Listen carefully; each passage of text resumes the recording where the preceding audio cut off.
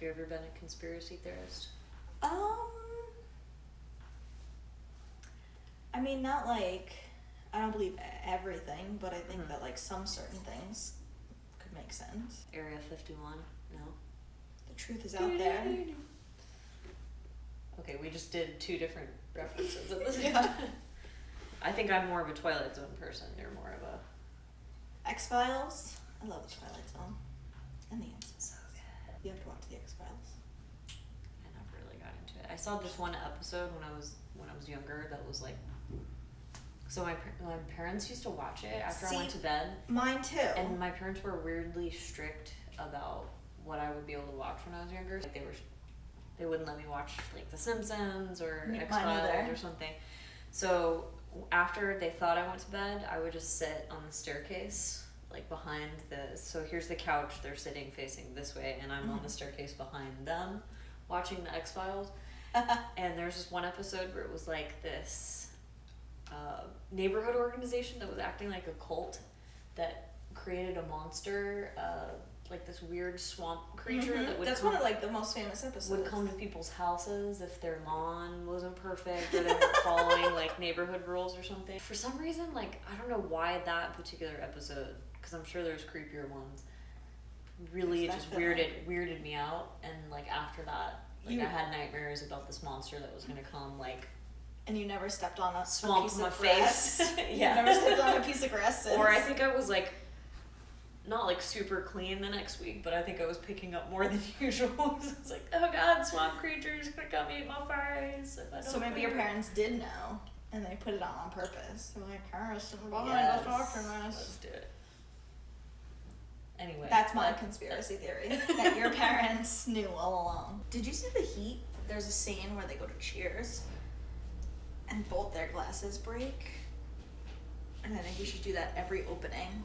Cheers so hard that both of our glasses. Brought to you by the giant bag of ice that I had to like hacksaw into the sink. Everybody come over and get your ice fixed. Got like 4 bags of It's like cooler ice. Cooler ice. Strangely enough. Strangely enough? Strangely. Angelina Strangelina Jolie. Strangelina Jolie.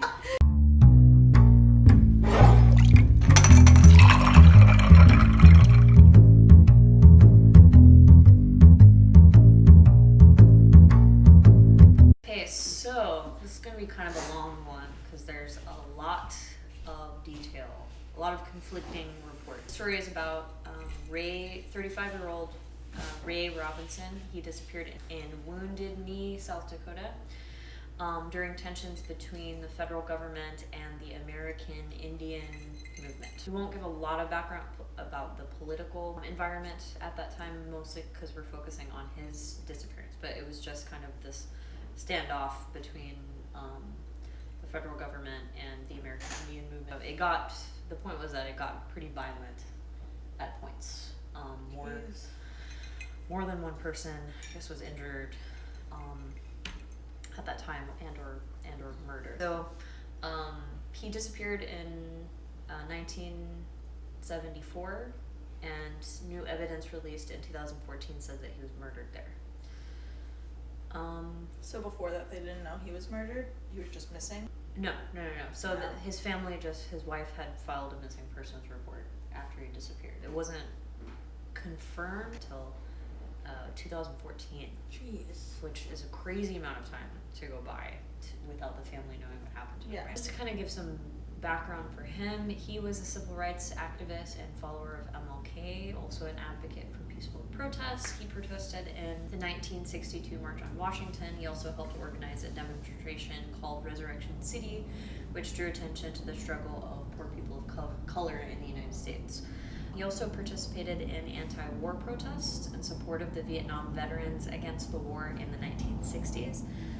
There he met his wife Cheryl Robinson at one of the protests in 1966. It says during a 1973 meeting of the Veterans Against War, he learned of the ongoing occupation of Wounded Knee, South Dakota. by members of, we'll just call them AIM, which sounds weird. Because my brain is just immediately thinking like, AOL Instant Messenger. To protest federal government It was the beta policies. stages. Yeah, right. Of this movement. Which was also, so apparently they were appealing for supporters at this time, so he traveled there to help with their movement, but never came back. His wife traveled there in October of 1974 to learn more about his disappearance after kind of like, she had filed a missing persons report with the FBI, hadn't really heard anything back. She wasn't able to gather much information when she had traveled there. And many of the members of this organization denied knowing that he was ever there. Here's where it kind of gets really like conflicting. There's just so many different reports surrounding his disappearance, what happened, how long he was there. Eventually, it was revealed later that he was murdered there, but his body has never been found. The wife, Cheryl, hired a PI named Barbara Deming to investigate his disappearance, who during her questioning was told by an anonymous source that he was shot during a disagreement when he failed to follow an Ames leader's orders, although it wasn't confirmed at that time that he was murdered. A man by the name of Dennis Banks, who was the then leader of AIM, claimed that he had never heard of Ray Robertson or knew of his existence. Say that this is true, that he never heard of him, but then here's where things get, of course, like shady. He started backtracking what he said. So said he had only learned of his disappearance through his family members. However, in 2001, during the murder investigation of another AIM activist member, her name was Annie Mae Aquash, Banks was interviewed by someone, and he did claim to know Robinson and that he was shot, but apparently bled to death in a siege between AIM and the FBI. Here's the crazy part, he had ordered another subordinate to bury his body where no one would find it.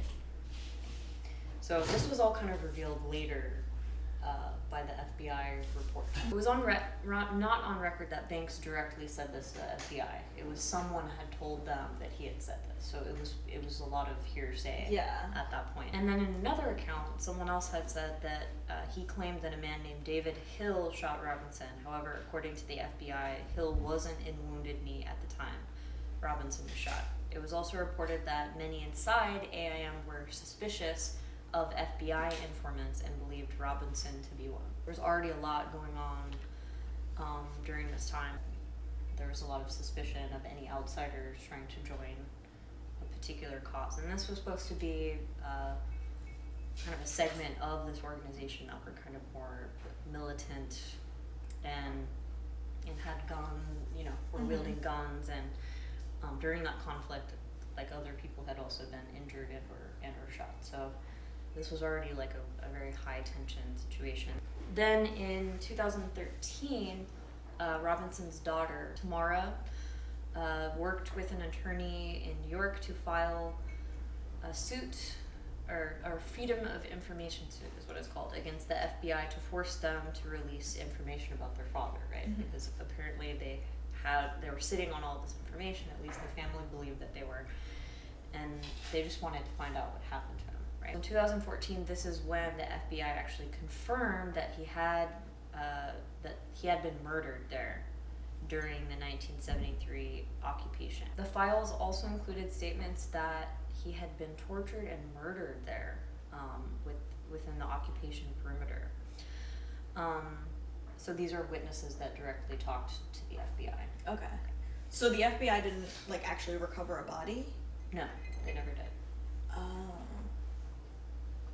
So that's earlier when I was talking about the conflicting reports. Yeah. That's where a bunch of witnesses or apparent informants, whatever, had been claiming that this person killed him, or this person gave the order, or he was shot during a disagreement between two people, and someone ordered his body to be buried somewhere. Another witness also said he had only been in Wounded Knee for a week before his death, but other accounts said that he had been there a few hours. Another person had said he had been there a month or so. So again, all of this kind of people changing their story. Yeah. The main part about this was another witness had claimed that Robinson had trouble adjusting to the difficult conditions and the tensions under the siege. He had tried to discuss strategies with different members, but wasn't given any kind of vocal consideration.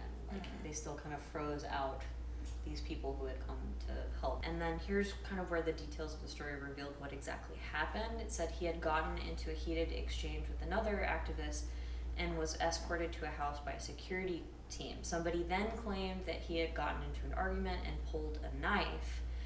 And then this witness heard a gunshot and saw that Robinson had been shot in the knee. It's interesting, like, organizations made to, like, better the world and everything, you know? And Yes.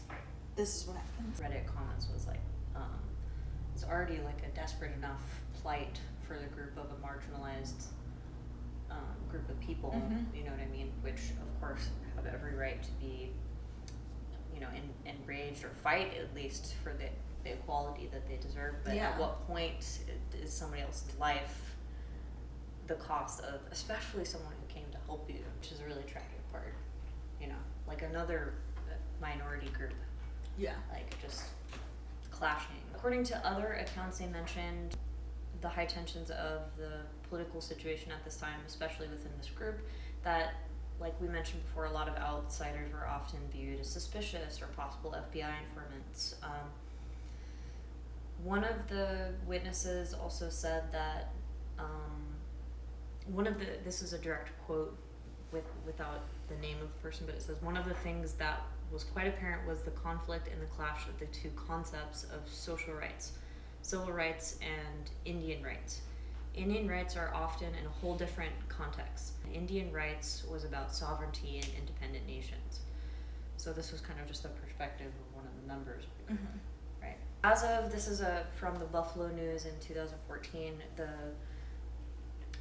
says, Cheryl Robinson is still very skeptical about the FBI information. She says the FBI never interviewed her directly about her husband's disappearance, which, again, just very, very strange, and that has led her to believe they're still hiding a lot of information. Yeah. In order maybe to protect other informants.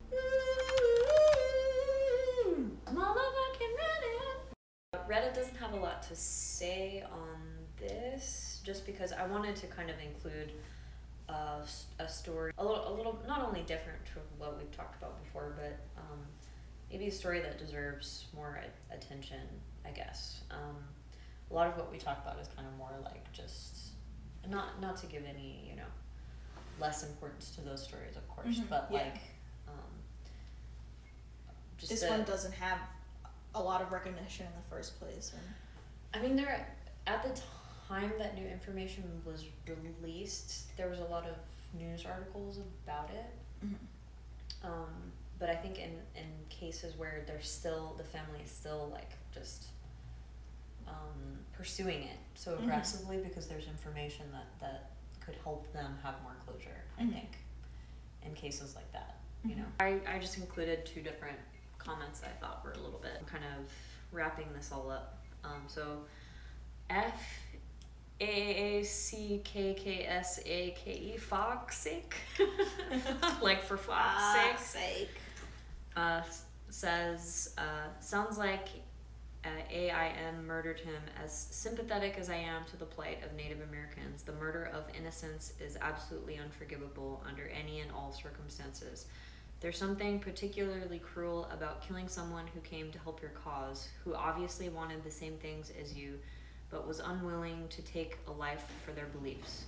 It is easy to take a life. It is a far harder thing to retain your humanity in the face of injustice and oppression. Hopefully someone's conscience will get the better of them, and at least he can be given a proper burial. That said, the further time takes us from these crimes, the more likely it is that anyone who knows the full truth is dead, especially in this situation. I particularly agreed with that comment. Yeah. About it. I mean, if they did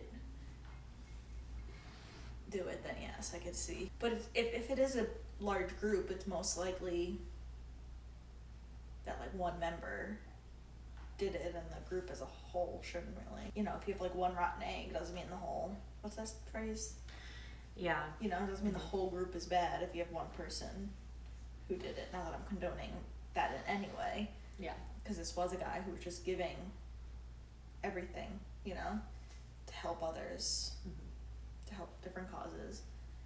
Yeah, and then at what extent is that information being covered up? You know, one person's life is not sacrificable to any sort of like No, protection never. of your cause. I don't know. Yeah. Especially, in the case of someone is trying to also help your cause, which is like the more horribly ironic and sad thing. And then one other person said, just according to the police or the FBI report, he was shot after 1 week by militant members of AIM in 1973. Robinson, who AIM regarded as working from within the system, advocated peaceful protest. AIM, which regards its movement as a sovereign fight, viewed his beliefs as being unattainable with their views. After he refused to pick up a gun for the last time, he was shot and killed and presumably buried. I mean, again, the details of that are so like conflicted and muddy, and so many different people saying different things. But the one thing that was clear was that he was killed there, and then the FBI still hasn't released a lot of the information surrounding how he died or where he's buried. Which, as we research more, I'm finding like that's not like super uncommon, them like withholding stuff, especially with like, you know, political organizations or political unrest. Yeah. I read another article that kind of gave an interesting perspective of it, of how much the FBI meddles with political groups like that, and tries to create unrest. Was that Martin Luther King was sent a letter, a threatening letter or something, and not tied in directly with his assassination, I think, but that somebody claimed was apparently fabricated and sent by somebody in the U.S. government. It was interesting. I wonder how much validity it has, but then how much the FBI is willing to meddle with certain movements to kind of blow them apart from the inside, you know, which might explain how paranoid this group was about anybody being an FBI informant or something. Well, also I know like when you're on Native American land, but the whole like it's like sovereign land, and they you know, like law enforcement has no like jurisdiction there, like they can't do anything on Native American land because they police themselves. And I wonder like what about a federal level? And another, I think maybe one of the lawyers in the case said this is a case they don't want solved. A murder occurred, why wasn't it pursued, and why wasn't it pursued aggressively? Then Cheryl said, I never give up hope, that's all I want to know, just tell me where he's buried. She says her children were very young when their father went missing, but are nevertheless anxious to find his body. He's there, but just out of reach, she said of her kids' interest in their father. We've never had a funeral, we've never had a burial, and that's just important to the kids.